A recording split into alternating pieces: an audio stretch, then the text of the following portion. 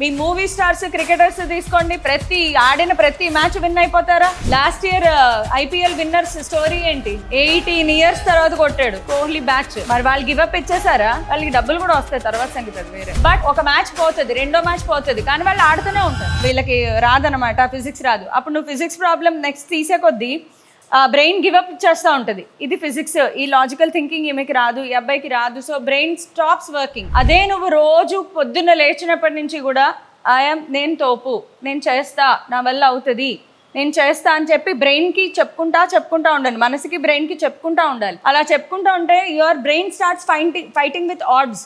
అది నిజంగానే నీకు ఒక పుష్ ఇస్తుంది అనమాట. అది వర్క్ చేయడం మొదలు పెడుతుంది. ఎందుకు రాదు, ఇది చేయగలను, చెయ్యాలి అని బ్రెయిన్కి మీరు చెప్పుకోవాలి. సో ప్రాబ్లమ్స్, మీరు ఇంకా ఏం జీవితం చూసారు? ప్రాబ్లమ్స్, కష్టాలు మీకేం తెలుసు? అన్నీ పడేది మీ వెనకాల మీ అమ్మ నాన్న పడుతున్నారు. మీకు ఇక్కడ ఫీజు కట్టి ఈ రూమ్లో మీరు ఇక్కడ కూర్చున్నారు అంటే యు ఆర్ బ్లెస్డ్. సో ఇంకా ఉంది క్రోకోడైల్ ఫెస్టివల్. సో అట్లాంటివన్నీ అప్స్ అండ్ డౌన్స్ వస్తూ ఉంటాయి, పోతూ ఉంటాయి. నువ్వు స్ట్రాంగ్గా ఉన్నావా లేదా? ఒకటి పోతే పోయింది, రెండోది పోతే పోయింది, మూడోది కొడతాను నేను, 4వ ఎగ్జామ్ కొడతాను. ఒక ఇంటర్వ్యూ పోతే పోయింది, 2వ ఇంటర్వ్యూ పోతే పోయింది, 4వ ఇంటర్వ్యూ కొడతాను నేను, 10వ ఇంటర్వ్యూ కొడతాను, 100వ ఇంటర్వ్యూ అయినా కొడతాను నేను. ఈ ఆశ, ఈ ఏదైతే ఉందో అది చాలా చాలా పవర్ఫుల్. మీరు హాస్పిటల్స్ దగ్గర ఎప్పుడైనా వినుంటే పేషెంట్ ఫైట్ చేస్తారు, వాళ్ళు అన్కాన్షియస్లో ఉన్నా కూడా వాళ్ళ బ్రెయిన్ ఫైట్ చేస్తుంది. వాళ్ళు తిరిగి మిరాకులస్గా బయటకు ఎందుకు వస్తారు అంటే మెడిసిన్తో పాటుగా వాళ్ళ బ్రెయిన్ కూడా ఫైట్ చేయాలి. వాళ్ళ బాడీ అన్కాన్షియస్గా ఉన్న బ్రెయిన్ ఫైట్ చేస్తుంది. సో బ్రెయిన్ చాలా పవర్ఫుల్. నేను బ్రతకాలి అని వాడు అనుకుంటే వాడు బ్రతికి తీరుతాడు. మళ్ళీ అలా లాస్ట్ మూమెంట్ అన్ని 100% ఎగ్జాంపుల్స్ కాదు, but I'm telling you the power of your brain. So ప్రతి చిన్నదానికి నిరాశ పడిపోద్దు. ఒక ఎగ్జామ్లో మార్క్ తక్కువ వచ్చిందనో, ఒక ఎగ్జామ్ క్రాక్ చేయలేదనో దానికి నిరాశ పడిపోక్కర్లేదు. If you are getting something, it is the best you are getting. If you are not getting something, it is the bestest thing, something is waiting for you. So don't lose hope. ఇది రాలేదు అంటే ఇంకా ఏదో పెద్దది మన కోసం wait చేస్తుంది. ఓపికగా వెయిట్ చేయండి.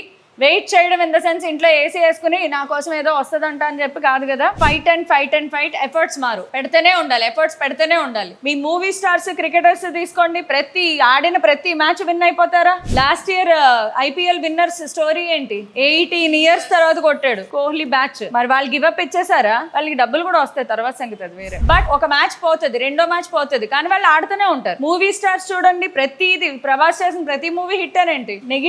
ఎంత నెగిటివ్ టాక్ వచ్చినా హీ కీప్స్ వర్కింగ్. అతను తన బాడీ మీద వర్క్ చేయడం మానడు, తన యాక్టింగ్ మీద వర్క్ చేయడం మానడు. అందరూ అంతే. మహేష్ బాబు లేదా అల్లు అర్జున్ లేదా జూనియర్ ఎన్టీఆర్ రీసెంట్ గా బాడీ ట్రాన్స్ఫర్మేషన్ చేసుకుంటున్నాడు కదా. ఎంత కష్టపడితే వాళ్ళు అంతంత వస్తాయి వాళ్ళకి. సో కష్టపడడం అనేది బేసిక్ రూల్. మీరు ఎఫర్ట్స్ పెడతా ఉండండి, ఖచ్చితంగా ఏదో ఒకటి కొడతారు. Got it? సో అలాగే ఎప్సెట్ రైట్ నౌ మీకు దగ్గరగా ఉన్న goal EAPCET. So just concentrate on that. మిగతా ఇంకేం ఆలోచించండి. ఇంకేమైనా ఏమైనా ఎగ్జామ్స్ అప్లై చేస్తే వాటి మీద కాన్సన్ట్రేట్ చేయండి.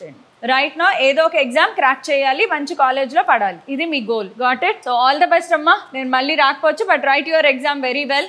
All the best.